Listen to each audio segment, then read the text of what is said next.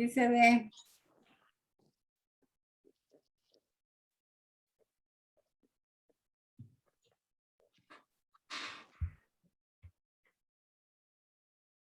Sí la vemos, doctor. Ok. Usted me dice, doctora, ¿cuándo comenzamos? Sí, empecemos ya. Vaya. Ok, buenas noches. Para mí de verdad es un gusto cooperar en esta causa, ¿verdad? Para que salga bien el examen y tratar de dar un poco acerca de mis conocimientos acerca de diabetes y embarazo, que realmente siempre es una patología muy compleja, muy apasionante y que año con año van surgiendo diferentes manejos, diferentes criterios. Para empezar, yo quiero decir de que no tenemos la verdad absoluta en nada de esto. No existe consenso, ¿verdad?, entre las diferentes sociedades, entre los diferentes colegios, entre las diferentes tanques de pensamiento. Es una entidad que está en permanente discusión y yo he tratado de compilar una serie de datos de varias sociedades, de varios colegios y actualmente por el contexto en el que estamos, por el examen de ustedes, pues la mayoría de cosas que vamos a hablar es acerca de los criterios de la ADA, criterios de la ECO. Así que vamos a tratar de mantenernos en esos criterios. Pero les quiero advertir que no solo existen estos criterios, sino que existen diferentes criterios a lo largo de todas las sociedades.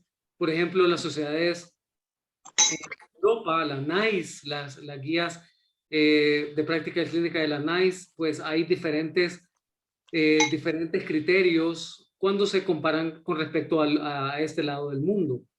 También los protocolos del Clínic de Barcelona, etcétera, etcétera. Hay diferentes opiniones en los cuales no hay consenso actual en toda la comunidad científica. De hecho, hay muchos en los cuales critican el diagnóstico de esta enfermedad o la búsqueda tan efusiva que hacemos de esta enfermedad, ya que se nos critica que estamos buscando, hacemos un diagnóstico en busca de una enfermedad que en la cual generalmente es tan leve que la mayoría de veces no va a causar ningún daño. Por lo tanto, cuestionan que si existe la relación entre el beneficio o no del diagnóstico, ¿verdad? Y si está justificado el costo económico que eso supone, ¿verdad? Buscar tanta enfermedad para realmente si se logra un beneficio o no al feto. Vamos a decir que es la complicación médica más frecuente en el embarazo. Ustedes no me dejan mentir. En todas las maternidades de nuestro país, de Latinoamérica, podemos decir, y en las maternidades en las cuales nos enfrentamos a embarazo de alto riesgo, no me atrevería a decir de que quizás tenemos un 50% o más de nuestra consulta son complicaciones debidas a la diabetes del embarazo, ya sea diabetes gestacional o diabetes preexistente. Se habla que el 8 al 10% de las embarazadas tiene diabetes, pero esto depende de la etnia, ¿verdad? Vamos a ver que nuestra población latinoamericana, pues esto puede superar puede hasta duplicarse, ¿verdad? Esta cifra. Es la patología que asociada al embarazo es capaz de producir dos trastornos que son los más frecuentes, que son la embriopatía diabética y la fetopatía diabética. Lo que sí está completamente demostrado es que las complicaciones están asociados al grado de control metabólico. Tanto las complicaciones como los buenos resultados perinatales están asociados a un buen control metabólico. Y eso no hay discusión. Como dije, es una de las complicaciones, unas condiciones médicas más comunes y que se encuentran en el embarazo. Y es tan frecuente, miren esta estadística, me pareció muy importante, es una estadística tomada de la FIGO, en la cual se dice que 1 de cada 6 nacidos vivos proviene de una gestante con algún tipo de hiperglicemia. Y de estos, el 34% son debidas a diabetes mellitus gestacional. Y está asociada con las principales causas de mortalidad materna, una alta incidencia de morbilidad materna, alta incidencia de morbilidad neonatal y perinatal, y esto es lo que no se nos debe de olvidar, las consecuencias que tiene a largo plazo, tanto para la madre y para el hijo, que muchas veces en nuestra consejería se nos olvida decirle a la madre, ¿verdad? Que la diabetes gestacional solo le va a durar lo que dura el embarazo, que no le va a afectar a ella la diabetes gestacional, pero sí a su bebé. Pero nos olvidamos de decirles que tiene consecuencias a largo plazo para ella. Existe una estadística, un porcentaje muy grande de que las pacientes que hicieron diabetes gestacional tienen mucho riesgo de padecer diabetes a lo largo de su vida. Se habla que más o menos un 20% de las pacientes que hicieron diabetes gestacional pueden quedar diabéticas inmediatamente después del parto, o si no, en una estadística que acabo de leer, que me sorprendió, es que en las pacientes latinoamericanas, hasta un 70% de las pacientes que hicieron diabetes gestacional pueden hacer diabetes mellitus tipo 2 a los 5 años posteriores al parto. Así que es una estadística muy importante que no nos debemos de olvidar de que debemos de en nuestra consejería. Y además, el hijo de esta madre, de este hijo de madre diabética, tiene mayor chance de tener diabetes, obesidad, hipertensión, es decir, síndrome metabólico a lo largo de su vida. Estas son las morbilidades o complicaciones maternas a lo largo del embarazo.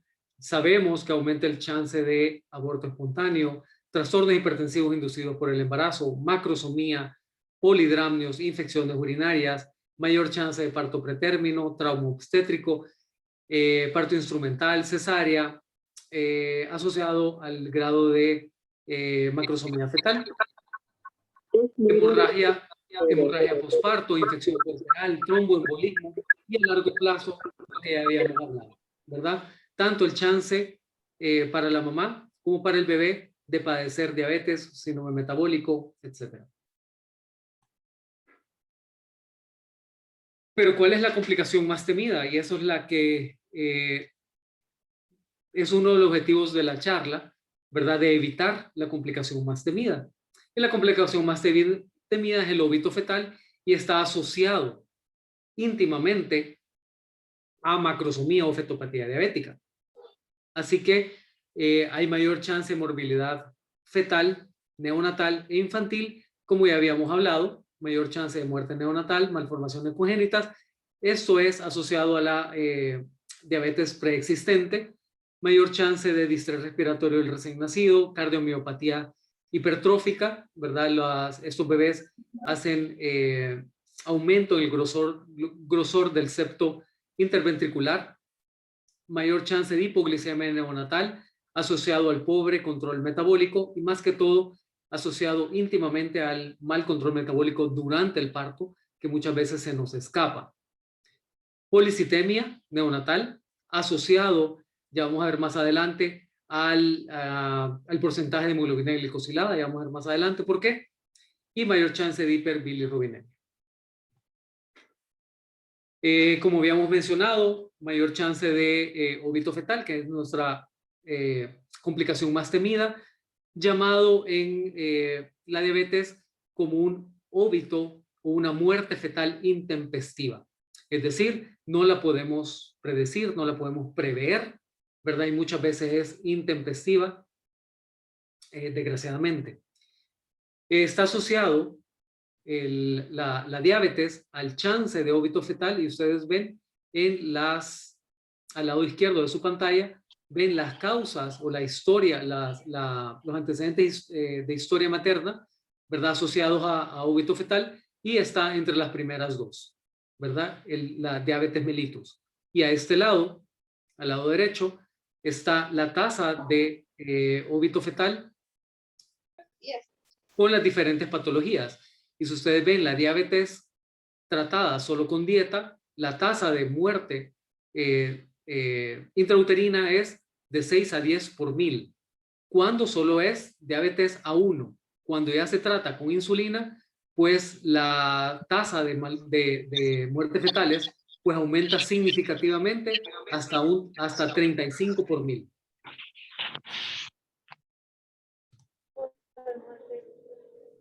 Esta diapositiva a mí me encanta y siempre, desde que he dado mis primeras charlas de diabetes, quizás desde mi primera vez que presenté como residente la charla, ¿verdad? La clase, me gustó y siempre la mantengo, ¿verdad? Y nos muestra que el feto ya no es un individuo pasivo. Esta enfermedad eso nos muestra, ya no es un individuo pasivo que solo asiste a los cambios metabólicos de la madre y sufre sus consecuencias, sino que se convierte, es una enfermedad que nos enseña a identificar al feto como paciente que comparte con su madre el protagonismo del proceso.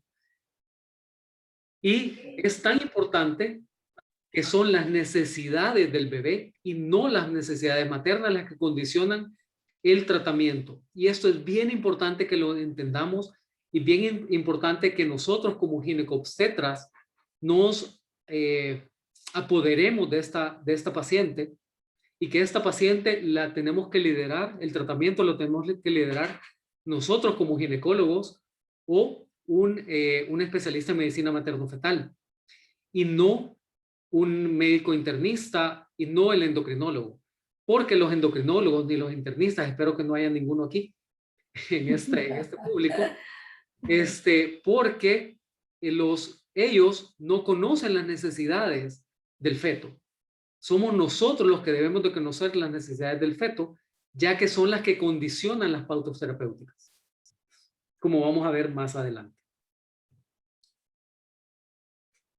La definición, y esto apareció a principios del año 2000 o a finales de la década de los 90, era pregunta de examen en todos los exámenes, ¿verdad? Y se definía la diabetes como cualquier intolerancia a los carbohidratos que comienza o se diagnostica por primera vez durante el embarazo, no importando que exista o no existía antes de la gestación, no importando el grado de afectación, no importando la necesidad del uso o no de insulina y de su evolución. No importa que fuera el primer día del embarazo o el último día del embarazo, siempre se llamaba diabetes gestacional. Esta definición ya no está vigente, así que hoy en el embarazo no todo la diabetes es diabetes gestacional. Y vamos a ver las definiciones, ¿verdad? Como estamos en el 2021, las definiciones actuales. Nos podemos enfrentar a 3 escenarios durante el control prenatal. El primer escenario es en las primeras 20 semanas del embarazo, podemos tener una paciente que se presenta como una diabetes, una diabetes tipo 1, tipo 2, que ya existía antes de embarazarse y la paciente ya conocía su diagnóstico, u otro escenario en el cual la paciente no sabía que era diabética, ¿verdad? Y por la epidemia de obesidad, la epidemia de diabetes tipo 2 a nivel latinoamericano, que se habla alrededor de un 17 o un 20% de prevalencia de diabetes tipo 2 en nuestra población, esta paciente no conocía que ya tenía alteraciones en su glucosa y se embaraza y nosotros le hacemos el diagnóstico durante el primer trimestre o las primeras semanas del segundo trimestre. Y se llama diabetes manifiesta, que no es más que una diabetes tipo 2, que la cual la diagnosticamos nosotros. Y el tercer escenario es aquella paciente después de las 20 semanas, generalmente después de las 24 semanas, en las cuales le dejamos el tamizaje para diabetes y hacemos el diagnóstico, y esto se llama diabetes gestacional. Entonces, la diabetes manifiesta es un término propuesto por un montón de asociaciones, la OMS, la ECOG, la ADA, etcétera, etcétera, la Asociación Internacional para el Estudio de la Diabetes en el Embarazo. Identifican o llaman a la diabetes que se identifica durante las primeras semanas del embarazo como diabetes manifiesta, ¿verdad? Y entonces este es el cambio en la definición clásica de diabetes gestacional. Ya había mencionado que es por la prevalencia de la diabetes tipo 2 no diagnosticada, se hace durante el primer trimestre del embarazo o durante las etapas tempranas del segundo trimestre, y lo importante es que también aumenta el riesgo de embriopatía diabética, igual que una diabetes preexistente. La definición actual entonces de diabetes gestacional es aquella diabetes diagnosticada en el segundo o tercer trimestre del embarazo, en la cual no hay historia de diabetes manifiesta previa. Antes de hablar de entrar a cómo hacer el diagnóstico de esta, me gustaría detenerme un poco acerca de la fisiopatología, ya para entender. A mí siempre me encanta hablar de la fisiopatología de las enfermedades, ya que esto nos dan la respuesta de cuáles van a ser las manifestaciones, cuáles van a ser el tratamiento, cuáles son las complicaciones que vamos a esperar. Así que esto es lo que sucede en un embarazo completamente normal. No se vayan a confundir. Esto es una paciente completamente normal, sin diabetes. ¿Qué pasa? La vamos a dividir el metabolismo, la fisiopatología, o la fisiología, mejor dicho, de la glucosa la vamos a dividir en dos, en la primera mitad y en la segunda mitad del embarazo para que sea más fácil. Y en la primera mitad del embarazo, las hormonas que están elevadas son los estrógenos, ¿verdad? Esas son las hormonas que más se elevan a esta etapa del embarazo, y los estrógenos hacen que la insulina tenga facilitada su acción. Es decir, va a ayudar a la insulina. Su acción va a estar aumentada. Es decir, que se va a poder utilizar más la glucosa a nivel periférico. Va a entrar más a la sangre, más a la célula para hacer un ahorro de energía, es decir, un anabolismo. La paciente va a ahorrar energía para entrar a la segunda etapa del embarazo, en la cual se va a necesitar un gasto de energía porque el bebé va a empezar a crecer más rápidamente. Así que esto es la razón por la cual los estrógenos facilitan la acción de la insulina. Y algo importante, vamos a tener disminución de la glicemia en ayunas. Muy importante reconocer esto, muy importante de tenerlo en cuenta, ya que estos pacientes van a ser hipoglicemias antes de salir de su casa, así que es recomendado de que no salgan sin desayunar. Va a disminuir la glucogenólisis, va a aumentar la glucogénesis, y como les dije, aumenta la utilización periférica de la glucosa, es decir, disminuye la glucosa en sangre. Eso es durante la primera etapa del embarazo.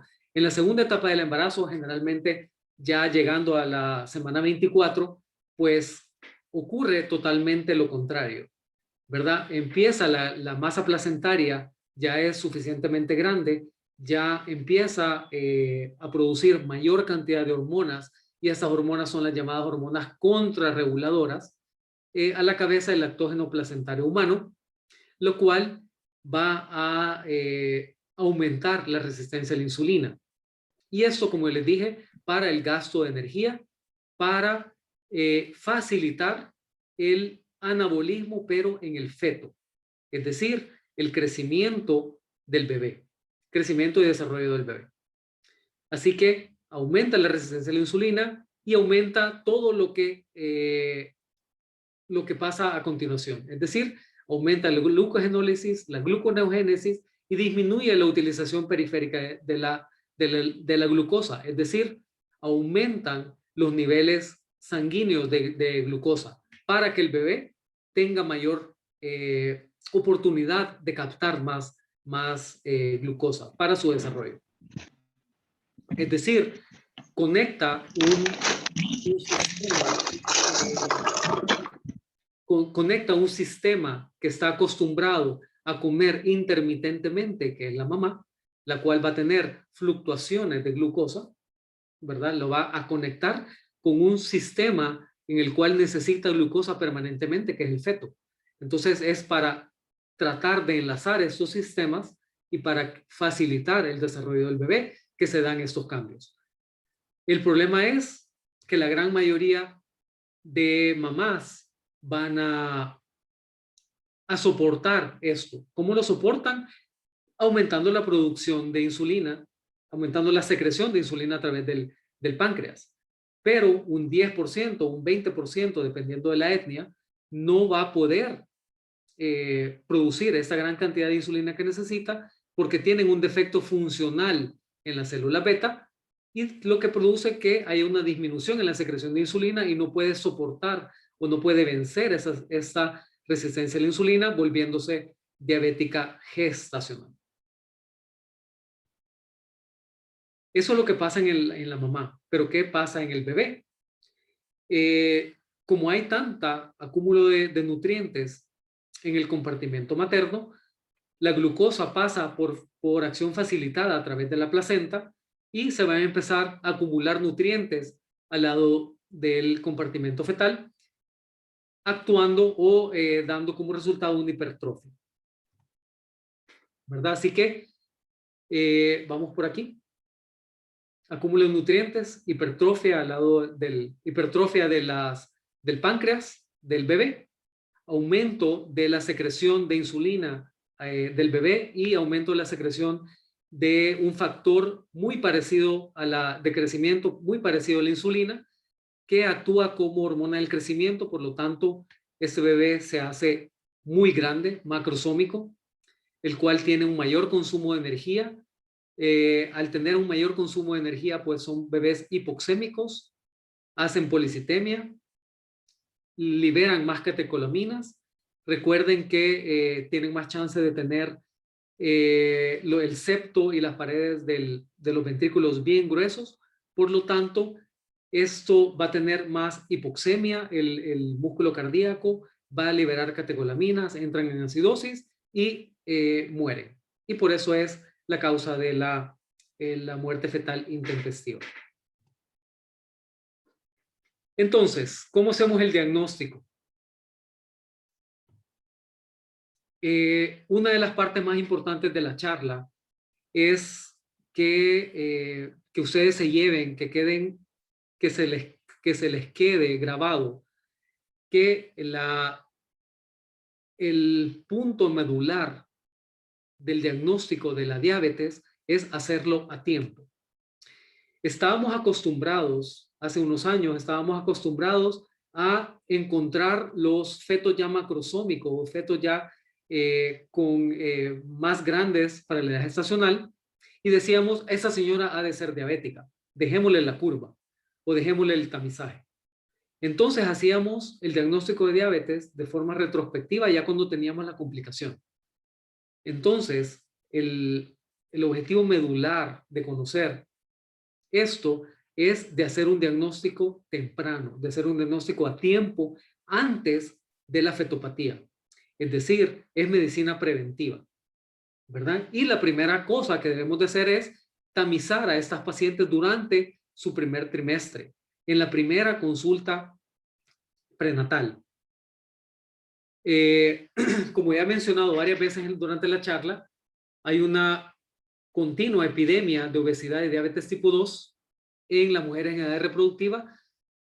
Por lo tanto, incrementa el número de diabetes, de embarazadas con diabetes pregestacional sin diagnosticar.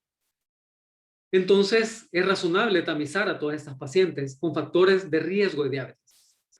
y se utilizan los criterios diagnósticos estándar para pacientes no embarazadas, según la Asociación Americana de Diabetes. Entonces, lo vamos a decir un poquito más despacio.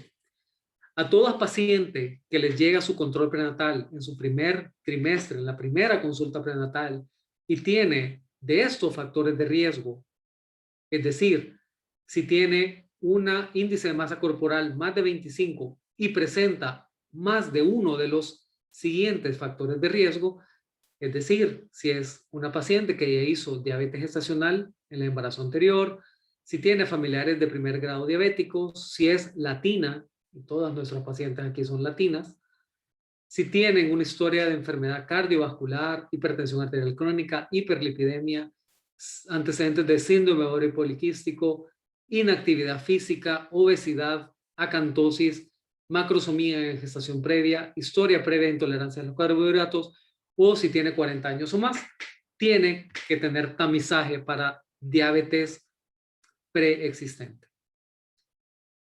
Si ustedes revisan este listado, casi todas nuestras pacientes, casi todas, el 99% de nuestros pacientes necesitaría hacer un tamizaje en el primer control prenatal. Entonces, ¿cómo lo hacemos? Y yo les pongo siempre que no hay que confundirse, ¿verdad? Esto es en el primer trimestre y en las etapas tempranas del segundo trimestre. Para no confundirse, podemos dividirlo en menos de 20 semanas y después de las 20 semanas, pero esto es algo arbitrario, ¿verdad? Las guías clínicas o de la ACOG, la ADA, NICE, hablan de las etapas tempranas del segundo trimestre. No confundirse con los demás criterios que vamos a hablar, que son después de las 20 semanas. Entonces, los criterios para hacer ese diagnóstico durante las etapas tempranas del embarazo son los mismos criterios para pacientes no embarazadas. Es decir, ¿cómo vamos a hacer el diagnóstico? Lo podemos hacer el diagnóstico por varias cosas. En primer lugar, si tenemos una paciente en la cual solo por glicemia en ayunas, en una glicemia en ayunas, que son las que le dejamos durante el primer perfil de exámenes, le sale 126 o más. Ahí ya podemos hacer diagnóstico sin otro examen. Lo único que tenemos que hacer es dejar una nueva glucosa en ayunas, y si sale 126 o más, es diagnóstico de diabetes preexistente o diabetes manifiesta. No tenemos que dejar ningún otro tipo de exámenes. O si no, una paciente con cualquier, esta de aquí, esa es la última, con cualquier glicemia igual o mayor de 200, hace diagnóstico por sí sola. ¿De acuerdo? Y las demás son una hemoglobina glicosilada. Si tenemos la suerte de dejarle hemoglobina glicosilada, si tiene 6.5 o más, ya hace diagnóstico de diabetes preexistente. Y la otra, que es la que estamos dejando nosotros en pacientes que tienen riesgo, una curva de tolerancia a las 2 horas. No nos confundamos, vuelvo a repetirlo y lo quiero recalcar, y perdónenme si me oigo repetitivo, pero nos confundimos mucho con los valores con pacientes que están después de las 24 semanas. Entonces no son esos valores. Estos son los del primer trimestre y son los criterios de pacientes igual que la paciente no embarazada. Es decir, vamos a hacer diagnóstico solo con la de 2 horas de la curva de tolerancia de 75 gramos cuando tenga 200 o más.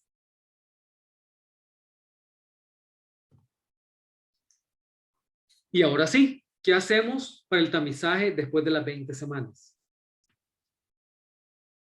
También aquí me quiero detener y yo sé que los lineamientos de los hospitales, del Seguro Social, de maternidad, etcétera, etcétera, dicen dejar la curva o dejar el O'Sullivan después de las 24 semanas. Sí, pero no. Recuerden que nuestro sistema de salud no tenemos consultas tan prontas, pues. La vamos a ver dentro de 4 semanas, 6 semanas. Entonces, yo les sugiero que toda paciente que llegue entre las 20 y las 24 semanas, no tenemos que esperar que tenga 24 semanas para indicarle el examen. Indiquémoselo aunque tenga 21 semanas.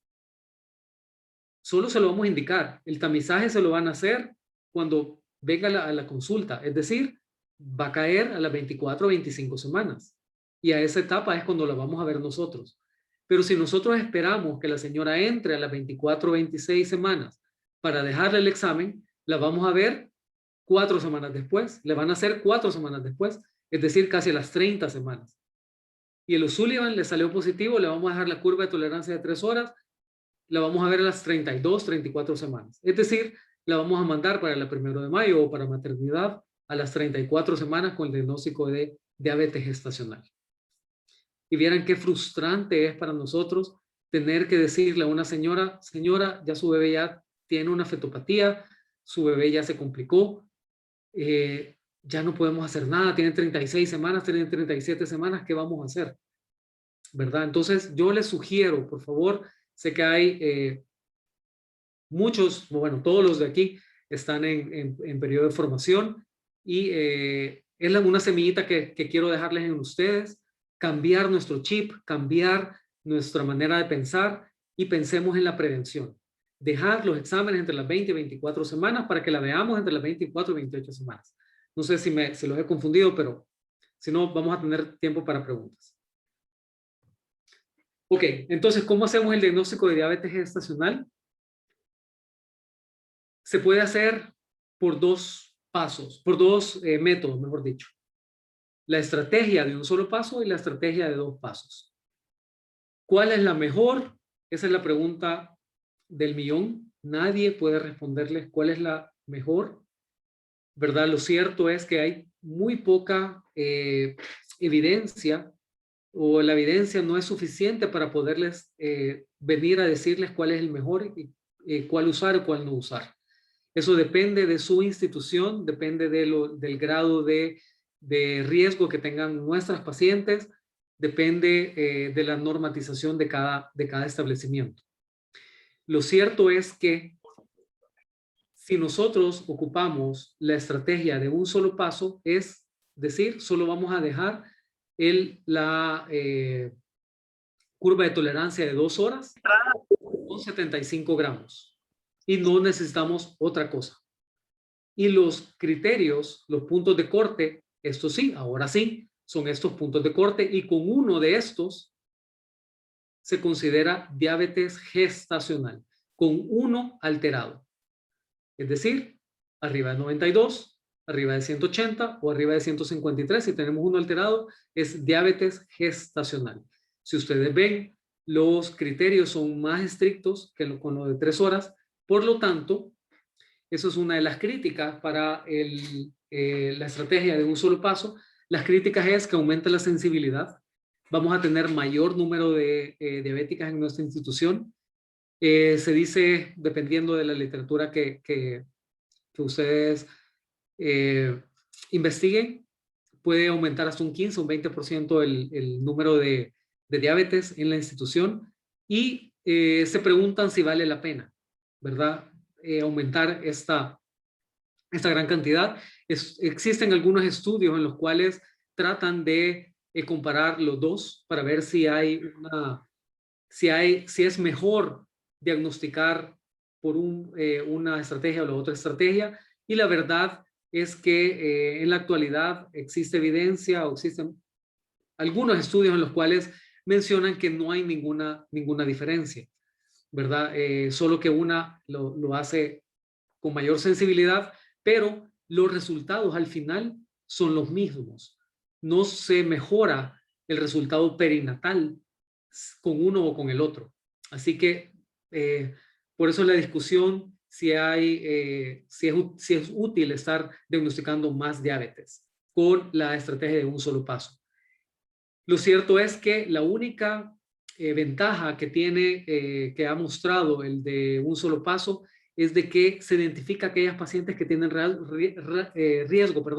riesgo de presentar diabetes tipo 2 a lo largo de su vida. Eso sí, y que se puede intervenir en estas pacientes cambiándole su estilo de vida para que no vayan a ser diabéticas. Esa es la única diferencia.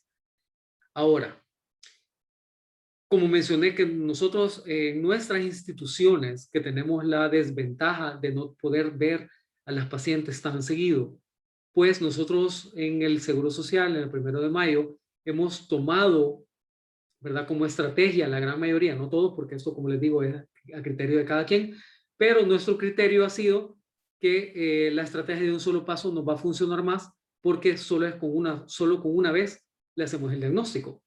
Entonces no necesitamos 2 meses para hacerle el diagnóstico, sino que con una sola vez.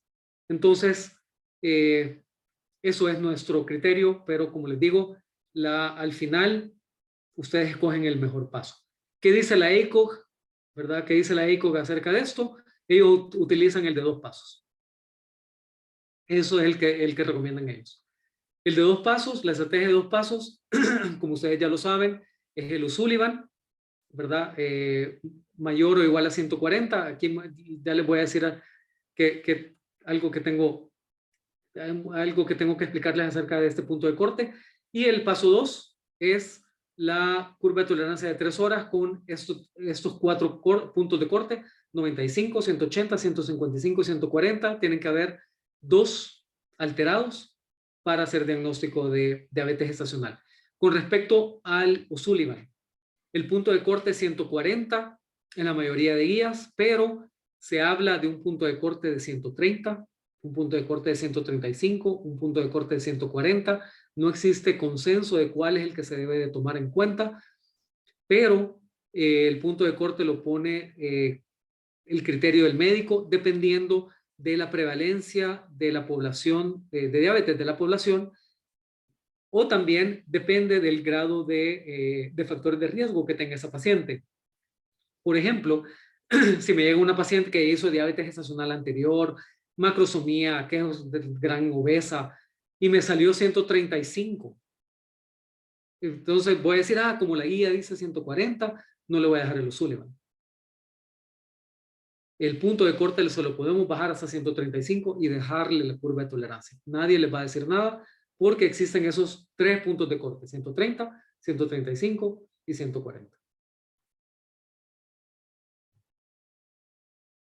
Me quiero detener aquí porque es bastante la información que hemos hablado hasta ahorita y quisiera saber, porque me es muy importante que quede claro acerca del diagnóstico para luego comenzar a hablar del tratamiento, ¿verdad? Así que de las definiciones y del diagnóstico. No sé si tienen alguna pregunta.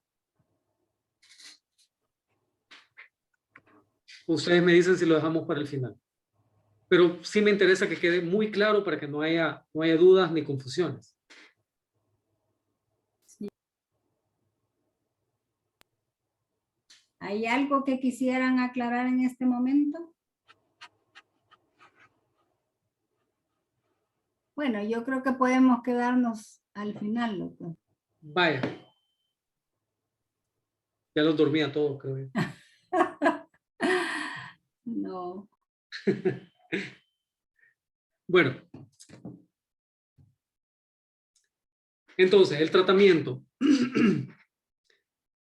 Como mencioné, el factor más importante es el grado de control metabólico, ¿verdad? Es el factor más importante vinculado al resultado materno neonatal. Por lo tanto, el control intensivo de la glicemia es la piedra angular del tratamiento en las embarazadas. Y el objetivo del manejo va a ser evitar la fetopatía, como yo les mencioné, que tenemos que evitar la fetopatía, no hacer diagnóstico de diabetes cuando ya tenga fetopatía, manejar el embarazo lo más cercano al término para evitar la membrana hialina del recién nacido, prevenir el trauma obstétrico asociado a la macrosomía fetal, prevenir los trastornos metabólicos del recién nacido y prevenir la morbimortalidad materna asociada a la entidad. El pilar fundamental del tratamiento, del control metabólico, se basa en la dieta, ¿verdad? Este es el pilar fundamental. Esto no ha cambiado en nada y no me quiero detener mucho en esto, ¿verdad? Porque hay cosas más importantes de las cuales hablar, pero esto no ha cambiado en nada tiene que ser normocalórica y los mismos de siempre, ¿verdad?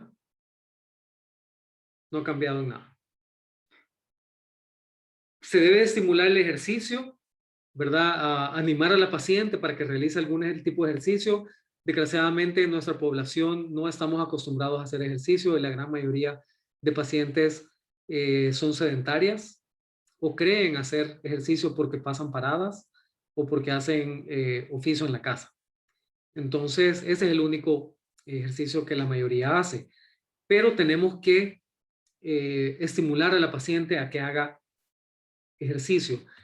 Es de recomendarles, porque no solo le tenemos que decir, mira, haga ejercicio, ¿verdad? Tenemos que decirles qué es lo que va a hacer, ¿verdad? En las pacientes que no están acostumbradas a hacer ningún tipo de ejercicio, estimularles a que por lo menos caminen 30 minutos al día.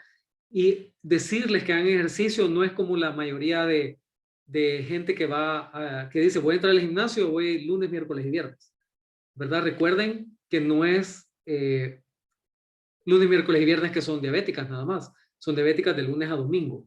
Eso les explico yo a las pacientes y que son diabéticas de desayuno, almuerzo y cena de lunes a domingo y que no se pueden sacar el bebé el viernes y metérselo el lunes, ¿verdad? Para poder comer cualquier cosa el fin de semana. Así que se debe de ser claro con los pacientes y se debe estimular una caminata, pero fuerte. No es una caminata de ir pajareando, sino que es una caminata moderada, ¿verdad? De 30 minutos al día por lo menos.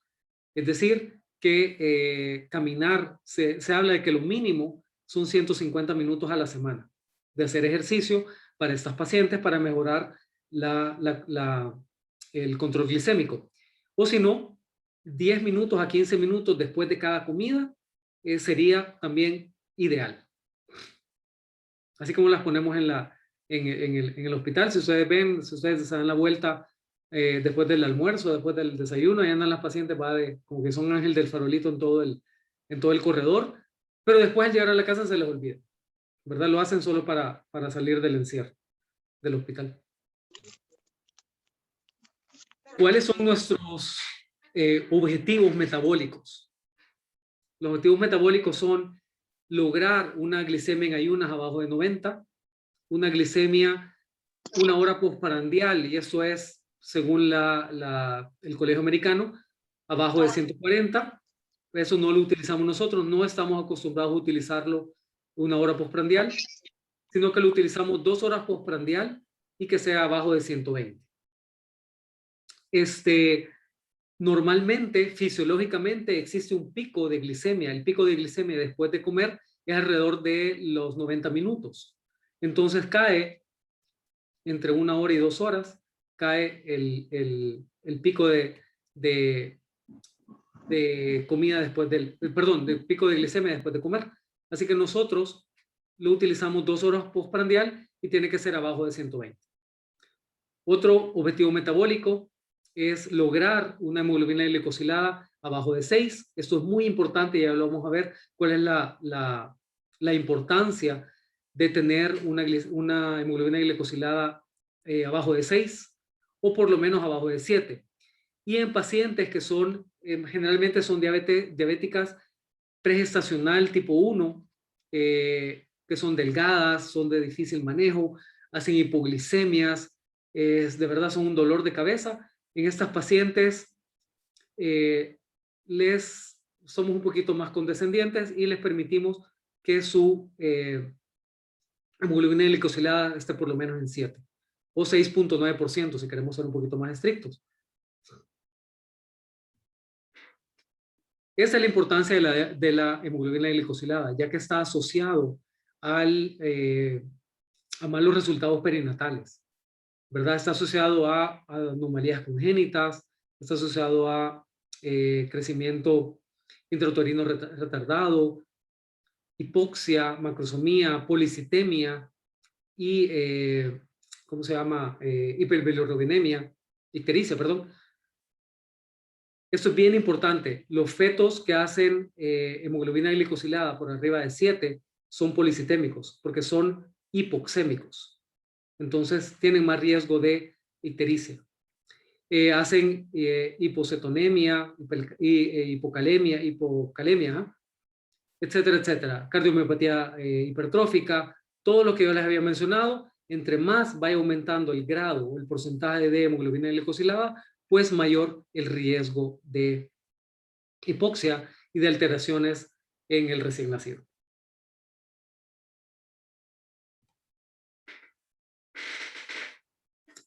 ¿Cuándo vamos a dejar terapia farmacológica? La terapia farmacológica la vamos a dejar en aquellas pacientes en las cuales no logremos los objetivos metabólicos con la dieta y el ejercicio.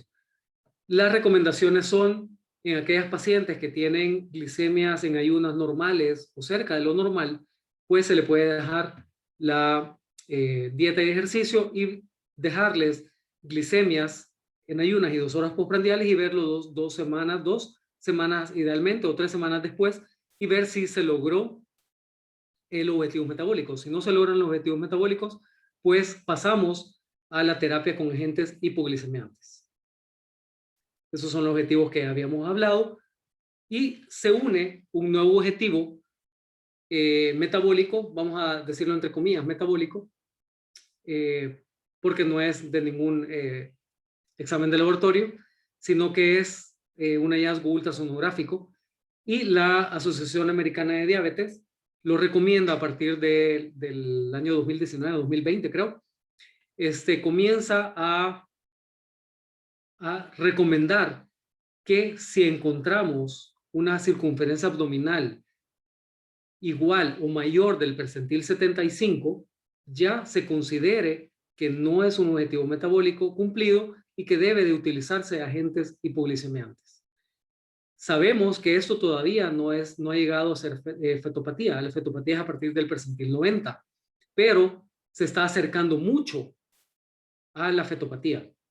Solo falta un poquito y ya es fetopatía. Así que, aunque la paciente tenga sus glicemias normales y el bebé está por arriba del percentil 75, sabemos que este bebé o que esta mamá está teniendo picos de hiperglicemia, por lo tanto necesitamos el tratamiento con insulina, aunque tenga las glicemias normales. Esos son criterios de ingreso, pero son criterios de nuestra institución, ¿verdad? No se vayan a confundir que son de la ACOG, son de nuestra institución, y lo cual eso es para evitar tanto ingreso que teníamos antes, ¿verdad? Solo estamos ingresando aquellas pacientes que tengan la glicemia en ayunas bien alterada, si no se logran los objetivos glicémicos que habíamos dicho, si se pasó del percentil 75, y muy importante, si presenta hipoglicemias, es un criterio de ingreso.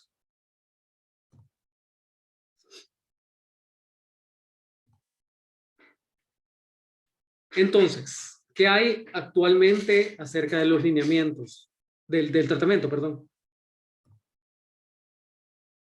Habíamos visto que los cambios en el estilo de vida, ya sea la dieta y el ejercicio, es esencial para el manejo y puede ser suficiente para el control de la gran mayoría. Está subrayado, está en rojo, porque es un criterio y una recomendación muy fuerte que lo hacen todas las asociaciones americanas, ¿verdad? Tanto la ADA, la ACOG, hace esto que es da esta recomendación que la insulina es el medicamento de primera línea para el manejo de diabetes gestacional y ya no se diga de diabetes preexistente.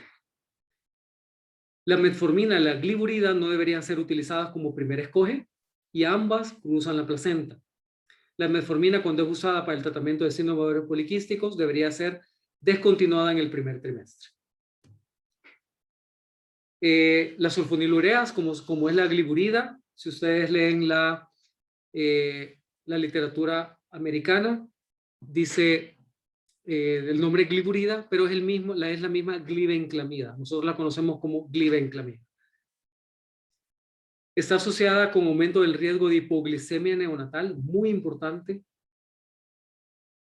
Pasa a la placenta y el 70% de los niveles alcanza en el cordón umbilical hasta 50 al 70% de los niveles maternos, o sea que es un montón de glibenclamida que llega al feto. está asociada con mayor tasa de hipoglicemia neonatal. Macrosomía, cuando se compara con insulina y metformina, asociada a hiperbilirrubinemia neonatal. Así que la glibenclamida o gliburida no está recomendada para el tratamiento de la diabetes durante el embarazo. La famosa metformina.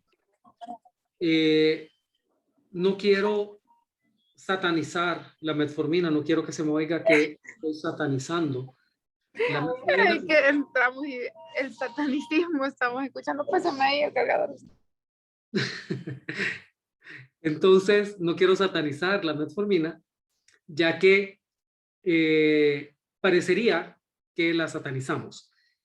La metformina a este lado del mundo, es decir, en América, no está recomendada, ¿verdad? No está recomendada como primera línea, aunque sí, a fuerza de ser sinceros, la metformina cuando se compara, cuando se comparan los estudios con insulina, sale excelentemente evaluada para los resultados neonatales, ya que está asociada a menor hipoglicemia neonatal, aunque atraviesa la placenta, ¿verdad?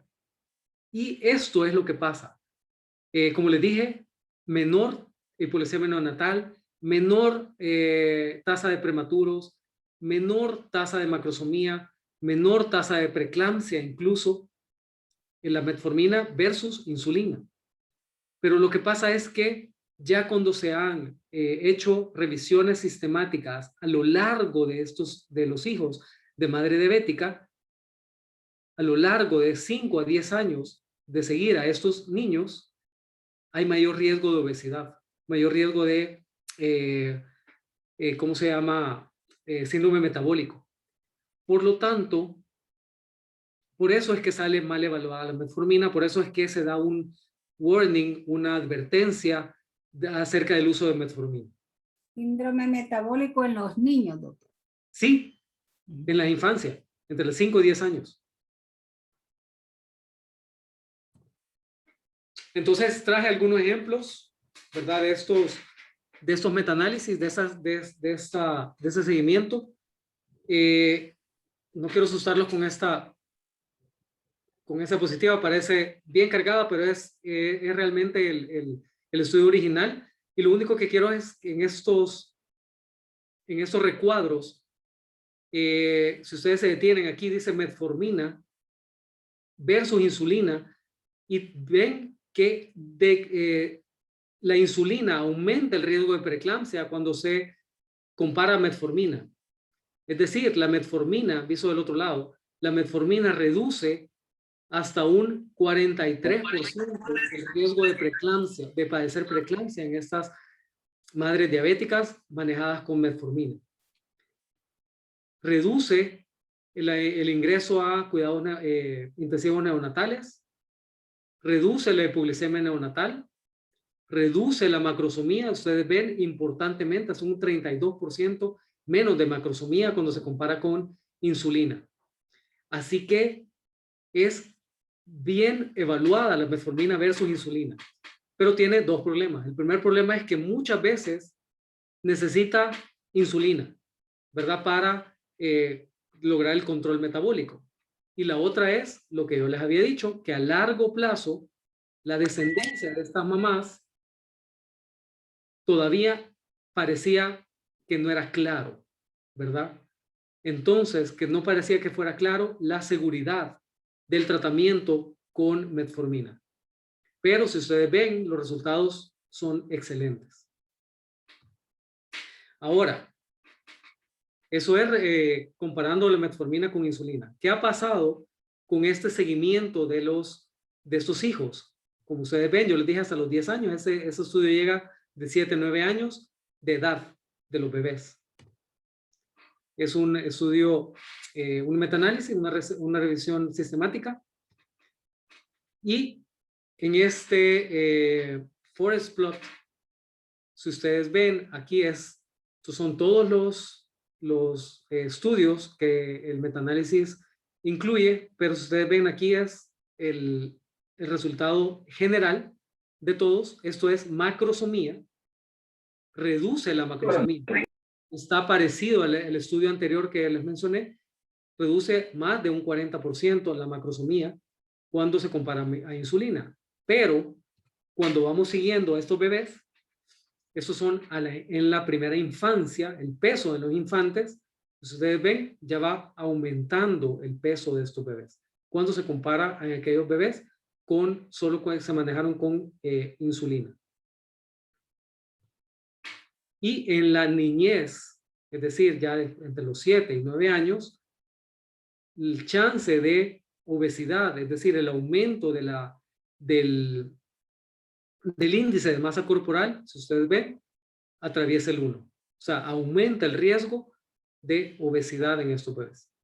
Por lo tanto, eso es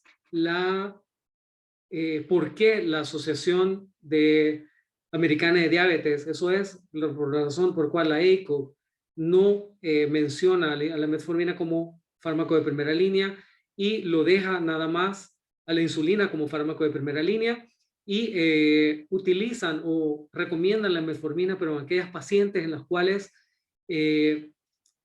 son de bajos recursos, de bajo escolaridad, que no pueden tener acceso a la insulina, perdón, que no entienden cómo ponérsela, que no pueden tenerla guardada en un refrigerador, que o no aceptan utilizar insulina, ¿verdad? En esas pacientes sí es como un fármaco de segunda línea, pero advierten o recomiendan, mejor dicho, que hay que advertirle a la paciente cuáles son los riesgos que puede tener a largo plazo este bebé.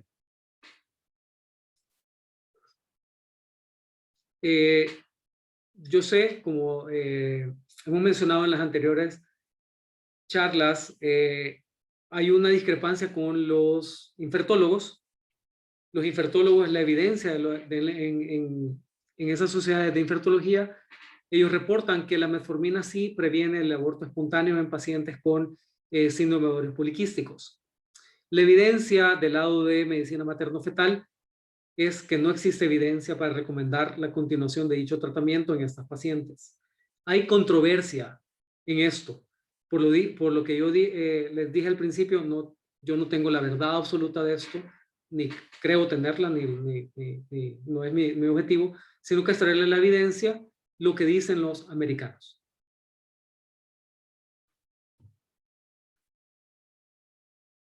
Eso es lo que yo les dije. Que sean fármacos de segunda línea y dependiendo son los pacientes que yo les dije, influencias culturales, comprensión en el uso, la administración, etcétera, etcétera, etcétera, puede ser una alternativa, pero en aquellas pacientes con riesgo de insuficiencia placentaria, en pacientes con RCIU, la metformina no debería ser utilizada, tampoco en hipertensión crónica, en trastornos hipertensivos inducidos por el embarazo, ya que aumenta el riesgo de acidosis y muerte fetal. Entonces, la insulina como fármaco de primera línea debe de emplearse en todo paciente con diabetes pregestacional. Esto no hay duda, ¿verdad? No hay duda, no ponemos en duda que aquella paciente que se embaraza siendo diabética tiene que ser manejada o tiene que hacer el switch a insulina. Es el tratamiento de elección y estas son las dosis de insulina, puede ser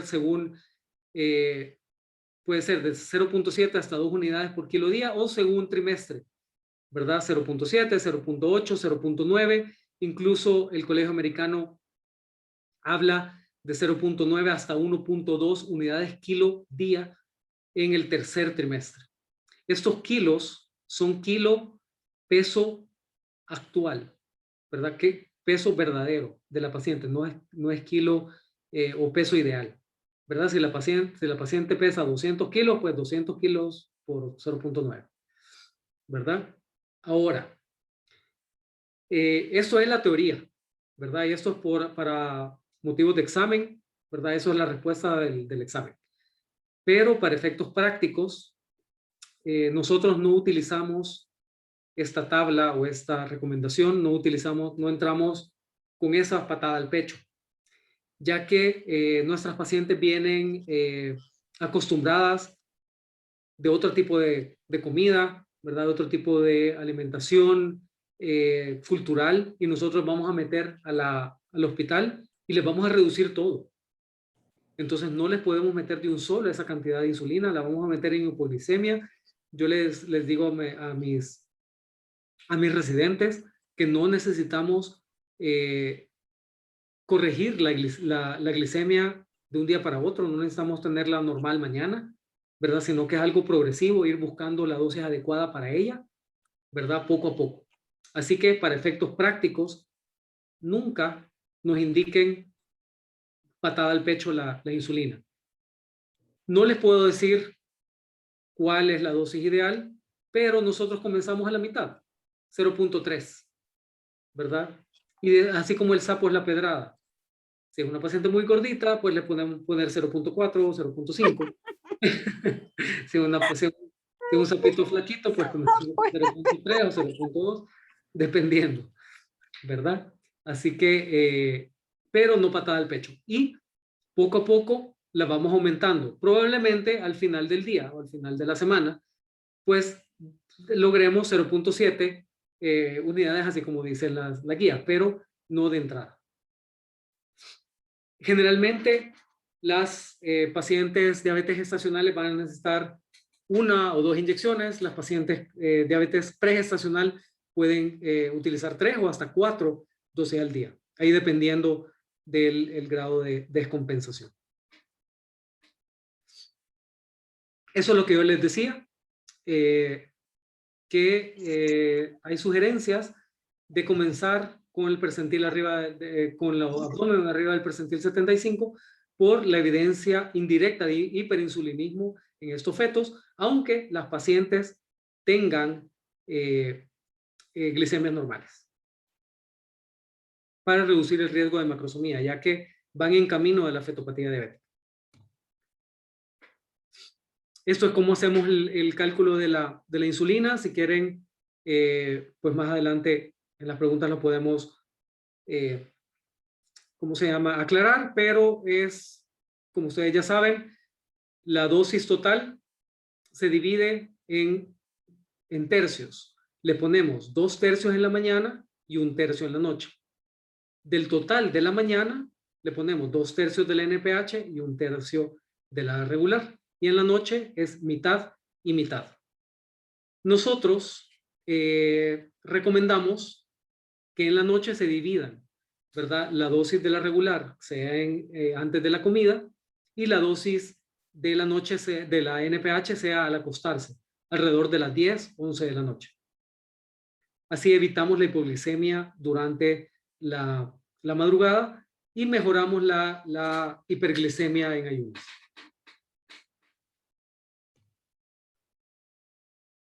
Este cuadro me gustó, ¿verdad? Ya que resume los picos o el inicio y la duración de las insulinas. Nosotros ocupamos la insulina rápida y la insulina intermedia, que nosotros le llamamos, o la NPH, perdón, que nosotros le decimos lenta, ¿verdad? Pero realmente es una insulina intermedia, ¿verdad? La regular pues comienza a la media hora, por eso es que la paciente debe de tardarse después de ponérsela, pues se debe de poner a las 20 o 30 minutos antes de la comida, pero tiene que estar la comida vista, ¿verdad? Porque puede hacer hipoglicemias. Y su duración es hasta 6 horas. La intermedia comienza a la 1 hora y media y su duración es hasta 18 hasta 24 horas, ¿verdad? Pero me quiero detener en estas 2, ya que son los análogos de insulina, ¿verdad? Y una es ultra rápida y otra es ultra lenta o prolongada. Y existen en el Seguro Social, son aprobadas por la FDA, así que el Colegio Americano las recomienda y recomienda más estas 2 que estas que nosotros ocupamos. Es un hecho, nosotros estamos más acostumbrados, no es que la vamos a cambiar ahorita, pero les digo por motivo de exámenes, ¿verdad? Ellos recomiendan la ultra rápida que su inicio es 10 minutos y su pico a las 2 horas, y la prolongada, que es la glargina, no tiene pico, ¿verdad? Y su duración es por 24 horas. ¿De acuerdo? Como les digo, hay en el Seguro Social y actualmente estamos haciendo la guía de práctica clínica. Existen un grupo multidisciplinario para hacer estas guías y están una endocrinóloga y un internista, los cuales están abogando por la utilización y por la implementación de insulinas, de análogos de insulina para el manejo de las diabetes pregestacionales, ya que la ventaja es que disminuye el riesgo de hipoglicemia materna. Y hablando de la hipoglicemia materna, es una emergencia, ¿verdad? Es un objetivo metabólico evitar la hipoglicemia materna, ya que la hipoglicemia materna puede ser factor de riesgo para óbito fetal, ¿verdad?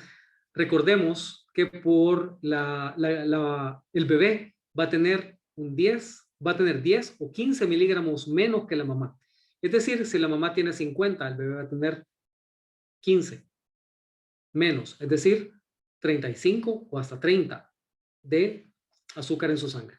Por lo tanto, debemos de actuar rápidamente y debemos de evitar las hipoglicemias en las pacientes embarazadas, ¿verdad? Entonces, el embarazo es definida como una glucosa por debajo de 60.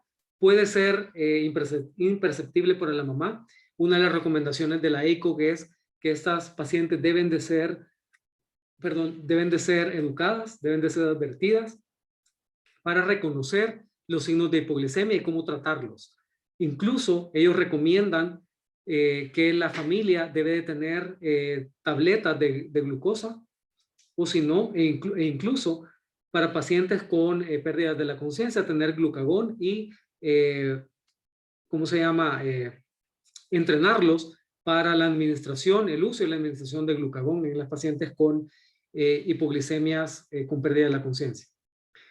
La administración de azúcares simples en una embarazada llevará a una elevación rápida de la glucosa seguida de una rápida caída. Es decir, no debemos de tratar la hipoglicemia en las embarazadas con azúcares simples.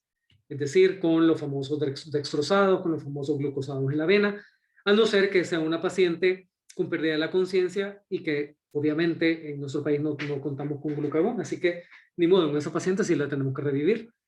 Pero en una paciente que no tiene pérdida de la conciencia y tiene hipoglicemia, el tratamiento es con leche descremada.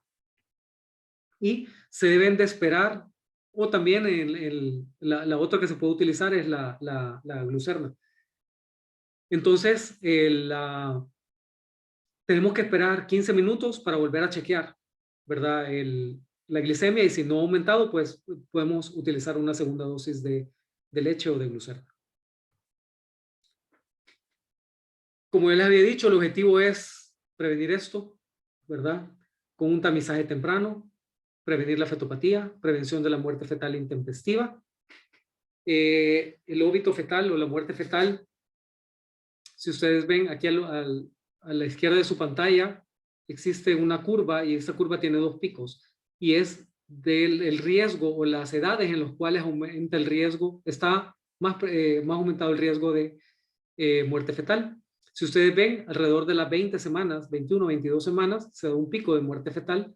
Eso más que todo relacionado con malformaciones congénitas en aquellas pacientes con diabetes pregestacional. Y de este lado, el pico de muerte fetal se empieza a elevar alrededor de la semana 37, 38 en adelante, aumentando o alcanzando su máximo alrededor de la semana 40, 41. Entonces aquí es donde tenemos que actuar nosotros, ¿verdad? Y si ustedes ven en el lado derecho, en la tabla esta, es el riesgo de muerte fetal dependiendo del grado de peso, del grado del percentil. Si el percentil está por arriba del 95 y 97, es 1.33 de riesgo relativo. Y si está por arriba del percentil 99, pues es 2.2 veces riesgo de morir. Pero también en aquellas pacientes con RCIU, miren el riesgo relativo de morir de estos bebés es mayor que con macrosomía, ¿verdad? Así que no debemos de dejar pasar pacientes con RCIU y diabetes. Entonces, ¿qué hacemos nosotros en el seguimiento de estos bebés? Pues de rutina a todas las pacientes una ultra de tamizaje del primer trimestre con lo que normalmente se hace, ¿verdad? Un despistaje de cromosomopatías, evaluación del Doppler de las arterias uterinas y tamizaje de preeclampsia grave temprana. Entre las 18 y 24 semanas la ultra morfológica, ¿verdad? Haciendo énfasis en la evaluación del corazón fetal y si tenemos riesgo de cardiopatía o vemos que algo raro en el corazón, pues la derivamos a ecocardiografía fetal. Y aquí a las 24 semanas tenemos que ya empezar a evaluar el grado de crecimiento de este bebé y si tenemos que ver en qué percentil cae el abdomen. Entre las 18 y 24 semanas, que no se nos olvide, los ultrasonografistas generalmente no están acostumbrados a reportar el percentil, pero nosotros lo tenemos que buscar en la tablita, en la foto de la biometría, o si no, plotearlo, buscarla en las tablas de crecimiento, pues, para ver en qué percentil tiene, para ver si nosotros tenemos que administrar ya insulina o no.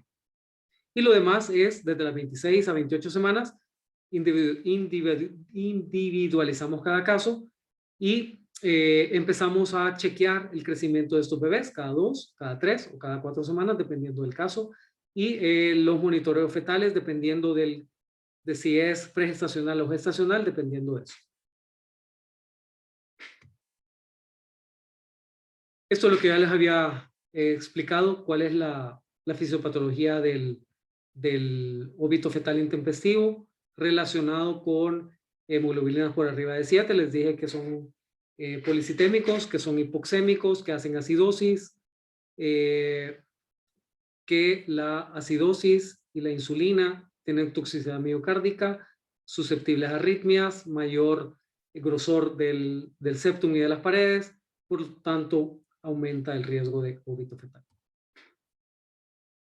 Yo creo que ya estamos terminando y esto es cuándo finalizar la gestación. Definitivamente y desgraciadamente no es una receta de cocina, depende de cada caso y depende si es gestacional, qué tipo, si es A1 o si es A2, si es pregestacional, si tiene lesión en órgano blanco, si tiene fetopatía, si está bien controlada, etcétera, etcétera. Así depende el momento en el cual vamos a finalizar la gestación. Lo importante es que no se deben de sacar fetos tan temprano, ¿verdad? Recordemos que estos bebés, a no ser que sea necesario, obviamente, recordemos que estos bebés tienen mayor riesgo de distrés respiratorio porque su madurez pulmonar está enlentecida, está retrasada.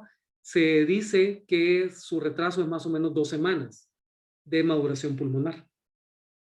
Así que lo ideal es sacarla después de la semana 38, más cerca de la 39 en aquellos bebés que se puedan diferir el parto. La vía del parto generalmente o casi siempre debería de ser vaginal, pero en aquellos casos que tienen 4.500 gramos, pues se está indicada la cesárea.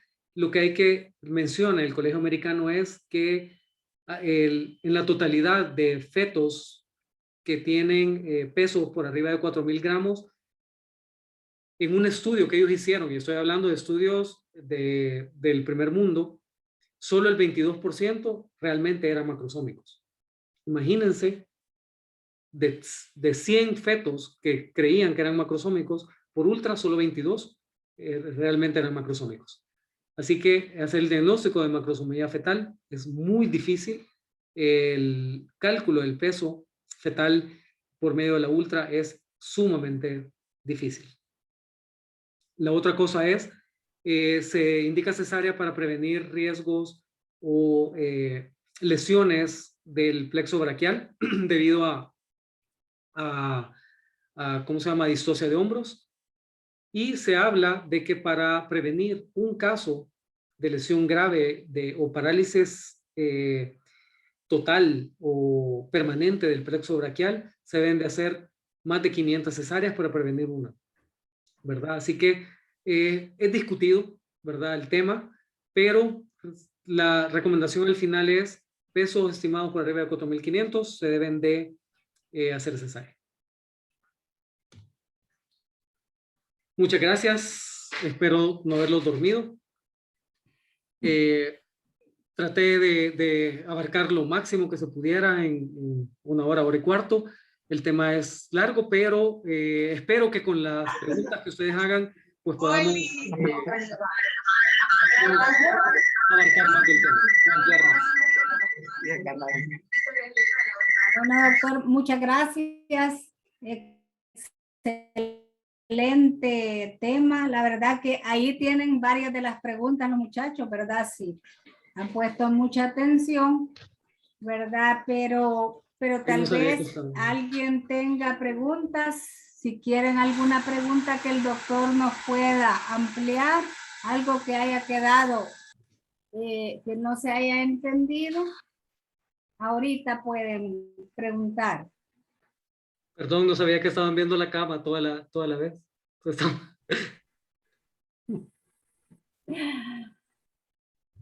Estaba clavado viendo la presentación, no me fijé que solo la cama estaban viendo. Bueno, la verdad Perdón, pero aquí que estoy. agradecerle, doctor, por el esfuerzo, ¿verdad? Agradecemos también a FECASO porque él nos están dando pues el link para poderse conectar las 5 escuelas formadoras, ¿verdad? Junto con sus jefes de enseñanza. Muchas gracias a los jefes que han estado también pendientes y el doctor Herrera que está ahí poniendo el link, ¿verdad? Y dejando entrar a todo mundo, ¿verdad? Pero sí, de veras, qué importante el tema. Usted ya lo decía, la labor que tenemos que hacer preventiva con la educación a nuestras pacientes. Lo que normalmente vemos es que las pacientes no llegan de 36, 37 semanas ya con curvas a esa etapa del embarazo, ¿verdad? Y entonces ahí, como usted decía, pues que ya hemos dejado pasar mucho tiempo. Sí, hay una duda en el chat, doctora, estaba leyendo. Bueno, veamos. Dice, tengo una duda, en el hospital periférico hacemos la carga de 75 gramos y solo tomamos glicemia en ayunas y 2 horas postprandial. No entiendo las 2 horas postprandial. Me imagino que es 2 horas después de la toma de 75 gramos. Y dice, en ese caso estamos perdiendo pacientes que pudieran estar positivas con el valor de 1 hora postprandial. Vuelvo a ocupar el término postprandial, pero me imagino que es de la curva. No sé si todavía está la persona que hizo la pregunta, pero tengo una duda. Si la curva de tolerancia que están haciendo, que usted me está diciendo, que solo les hacen 2 valores en ayunas y 2 horas después de la toma, ¿es en el primer trimestre o en el tamizaje del segundo trimestre, las 24 semanas?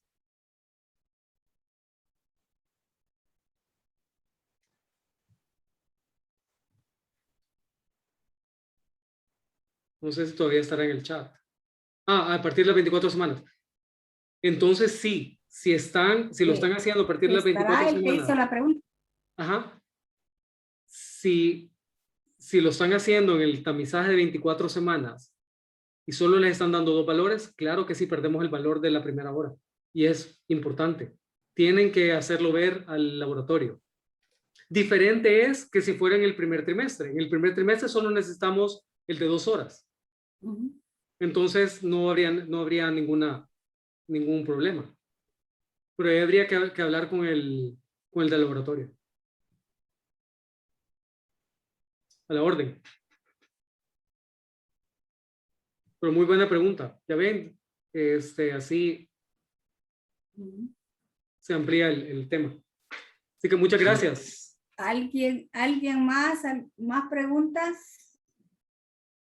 Cuando ya le he calculado la dosis de insulina a una paciente y tengo los exámenes control arriba del valor objetivo, ¿cuánto le voy aumentando? ¿Cuántas unidades?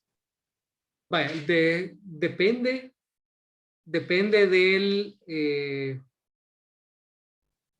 momento en el cual le encontramos la glicemia alterada. Depende de la hora. Así tenemos que ir aumentando la dosis anterior. Es decir, si la glicemia que encontramos alterada es la de ayunas, tenemos que subir la de la noche, la de la hora de acostarse, la de las 10, 11 de la noche, ¿verdad? Y generalmente aumentamos 2 unidades por cada vez. Si es la del desayuno, pues tenemos que aumentar la regular del desayuno, ¿verdad? Y así sucesivamente, ¿verdad? Si es la de la cena, pues aumentamos la regular de la cena. Y si es la del almuerzo, tenemos que aumentar la NPH de la mañana. Ok. ¿Y qué pasa con los O'Sullivan de 185 mayores de 200? ¿Se toma mensaje o como diagnóstico? Qué buena, qué buena pregunta, Miguel. Y me ponchaste con esa pregunta. Porque no tengo la respuesta. Y realmente nadie tiene la respuesta.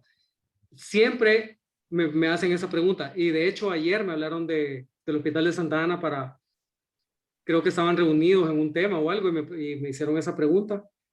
Y no tengo la respuesta. Realmente, al revisar todos los protocolos, todas las guías clínicas, guías de práctica clínica del manejo de diabetes, nadie habla de un punto de corte superior.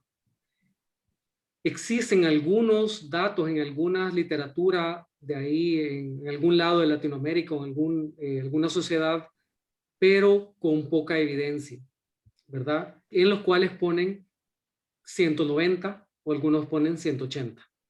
Realmente no, por eso es que no lo pongo en mis charlas, porque no existe evidencia, no existe lineamientos de las grandes sociedades, ¿verdad? Así que no existe.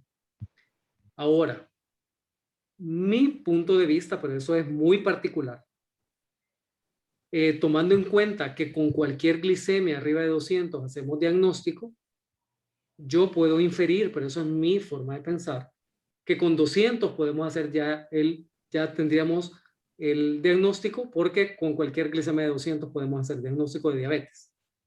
Pero eso es mi criterio y puedo estar equivocado, ¿verdad? Ahora, pacientes con riesgo, así como yo les mencioné, pacientes obesas o con múltiples riesgos, lo podemos bajar a 190 o a 180 si ustedes quieren, ¿verdad? Depende de cada riesgo, de cada paciente. Pero la verdad es que no existe ningún lineamiento en ninguna sociedad. Una pregunta.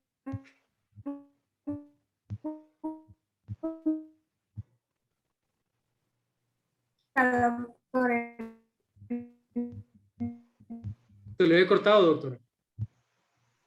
Entonces, con un clima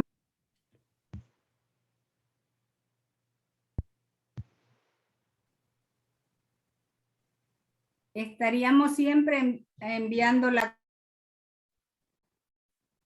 de 2 horas. Se lo he cortado, doctora. No le entendí la pregunta. Con los O'Sullivan que nos llegan de 170, 180, 190, por decir algo, estaríamos siempre enviando la curva. Sí, o sea, como le digo, queda criterio de cada quien, doctora. Si yo con abajo de 180, yo se los dejaría siempre, ¿verdad?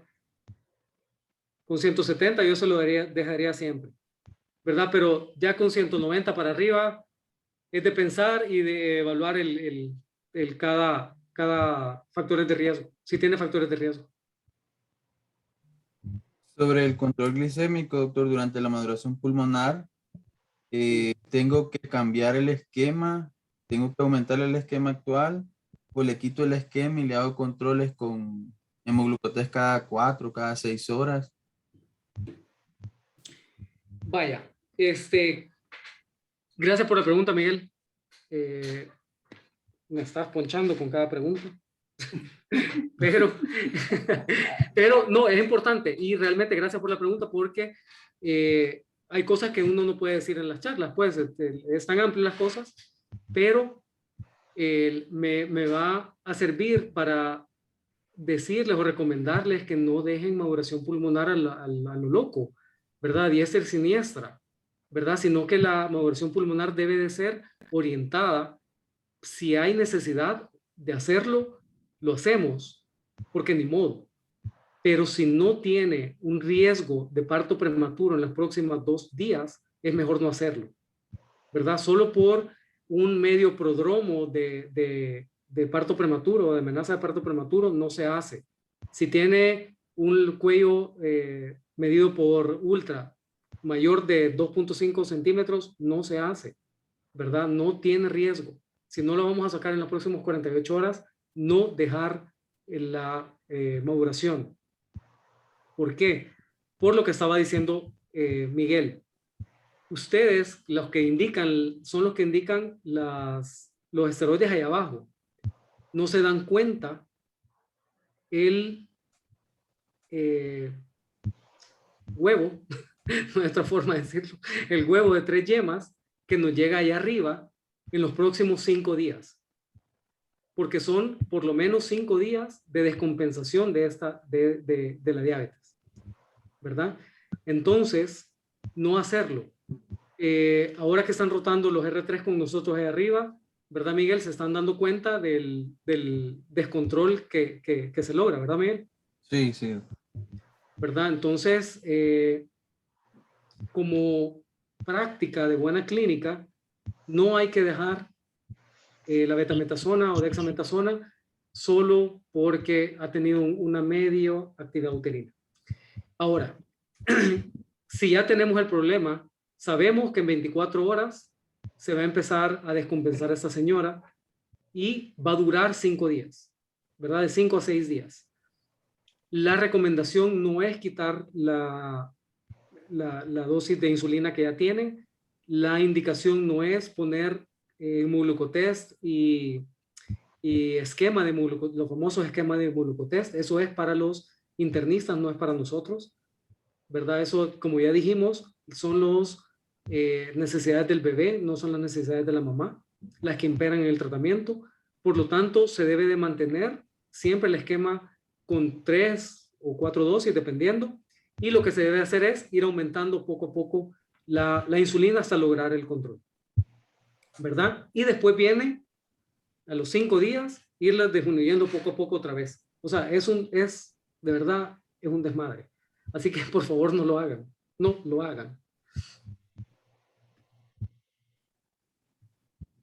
Bueno, doctor, muchas gracias de veras por ese esfuerzo. Muchas gracias. Yo creo que interesante, ¿verdad? Del diario vivir de todos nosotros. Así que agradecerle. Doctora, perdón, que doctora, no quiero dejar una pregunta afuera, Ajá. que aquí le acaban de poner, que dice bueno. una consulta según las normas del MinSal. Cuando la paciente nunca se ha administrado insulina, le iniciamos a 0.2 por kilo, ¿es correcto siempre? Sí, o sea, es lo que yo les decía. Nosotros, hay ¿cómo se llama? Médicos que comienzan con 0.2. No es criticable, por eso les decía, dependiendo de cada paciente. Para mí 0.2 es muy poquito, para mí, ¿verdad? Pero está bien, está bien. La cosa es que tenemos que ir aumentando.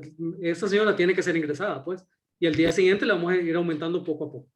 Así que sí está bien, pero son por kilo de peso actual, ¿verdad? Pero recuerden que para el examen no tienen que poner esa respuesta.